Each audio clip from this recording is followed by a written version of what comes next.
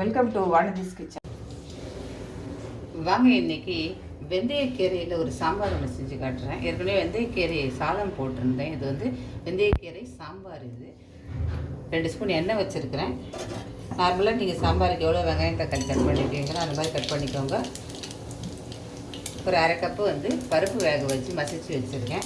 நீங்கள் as usual சாம்பாருக்கு எப்படி ரெடி பண்ணுவீங்களோ எல்லாம் அந்த மாதிரி ரெடி பண்ணிக்கோங்க. எண்ணெய் வச்சு கடுகு வெங்காயம் ஒரு 4 பல் பூண்டு மாத்திரம் நசுக்கி போட்டிருக்கேன். வெங்காயம் வதங்கி வச்சு தக்காளி சேர்த்துக்கிறேன். வேறு எதுவும் இல்லை இதில். தக்காளி வதங்கின உடனே மிளகாப்பொடி மஞ்சள் போட்டு வேக வச்சுட்டு இறக்கும் போது வந்து கீரையை போட்டு இறக்கணும்.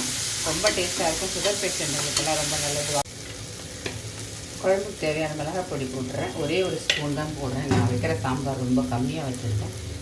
வெங்காயம் தக்காளி வதங்கிடுச்சு. கொஞ்சம் போல் தண்ணியும் கொஞ்சம் இந்த பருப்பு தண்ணி லேசாக மாத்திரம் தெளிஞ்சிருக்கிற அந்த தண்ணியை மாத்திரம் விடுறேன். கொஞ்சம் போல் ஒரு சின்ன நெல்லிக்காய் சைஸு புளியை வந்து கரைச்சி விடுறேன்.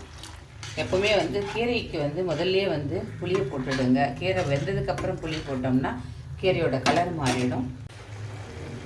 பொதுவாக கீரையில் புளியை குறைச்சிட்டு தக்காளி அதிகமாக சேர்த்துக்கோங்க. அதிகப்படியான மெடிசன் வேல்யூ இருக்கிற எந்த கீரையும் காய்கறியிலுமே புளியை வந்து அதிகம் சேர்க்காதீங்க. ஏன்னா அதோட வந்து அந்த மருத்துவ குணம் வந்து குறைஞ்சி போயிடும் இல்லைன்னு சொல்லுவாங்க.